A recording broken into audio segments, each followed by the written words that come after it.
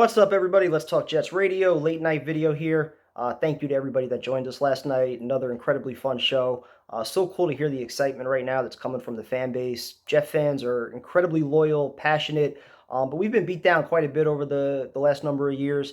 And it's nice to have this legitimate excitement where we're not conjuring up these crazy scenarios where if everything breaks right, maybe they make the playoffs.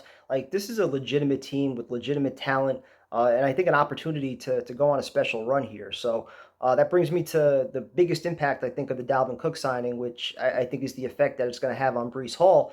And already I'm being told this is a cold take, but I stand by it. I don't think Breece Hall should be active for week one. I know he's expected to practice at some point next week. Physically, he might feel 100%, but there's ultimately just no way of knowing how he's going to hold up over a full season and how he's going to react to contact, making cuts week to week, game to game, things like that. And you also have to remember that he got hurt early in the year last year. And during his 3 seasons in college, he played every game, but he only played 12 games. So you're asking him to ultimately do something that he's never done before, which is play 17, 18, hopefully 20 games this year, all while coming back from a major knee injury. So I just think the risk reward factor there, it's just not worth it when the season shouldn't be decided in the first 4 weeks. So with Cook, now you get another legitimate number one back, a home run threat, speed, power, 4-time Pro Bowler. Conklin, others, they've spoken very highly about him in the locker room as a film junkie, somebody that wants to get better and win. He loves the game. The only knock that I see is that, he's coming back from the shoulder surgery, so he's likely a week away from returning to practice. He also has a kid on the way, and, he's one of the lowest rated pass blocking backs in football, which is what it is.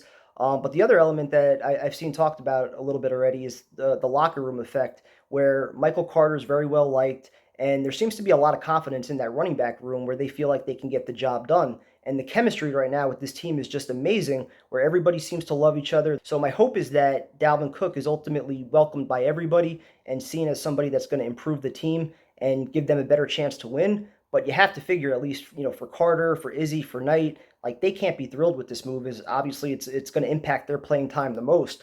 But you're still getting a top five back. Hard to argue, the impact that he should have on this team. And if Breece Hall is back to, at least 90% of what he was last year, you possibly have two top five backs.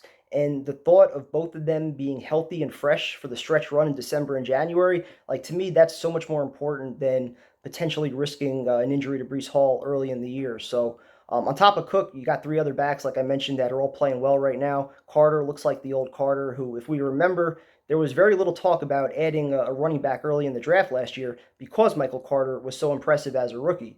And then you got Zonovan Knight, who's a legitimate, well-rounded NFL back. Izzy, who's starting to show you that speed, explosiveness. He's gaining some confidence. So, the other element to activating Breece Hall for week one is that it would kind of force you to either cut or trade one of those players, where if you do wait on Breece Hall, it allows you to keep all four backs. You get a further look at them in some real game situations.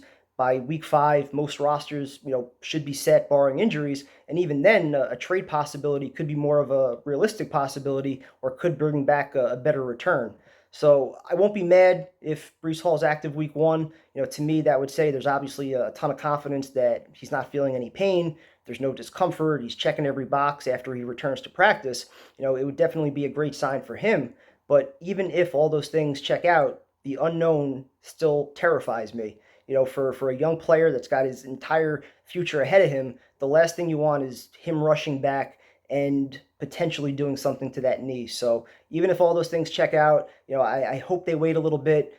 Taking hits over 17 to 20 games, like I said, which he's never done before, it just doesn't make sense. Even if you're going to limit his touches, limit his carries, split the workload with him and Cook and Michael Carter, to me, it's just not worth it. So obviously, this is a great problem to have. Talking about too much talent, where you might have to get rid of other talented players. But either way, you got to be excited about this move. It's hard to argue, the fact that the Jets just got better and they gave themselves a great insurance policy with Breece Hall. So I'm excited. I can't wait. Whatever happens, happens. But good problem to have. So talk to you guys later.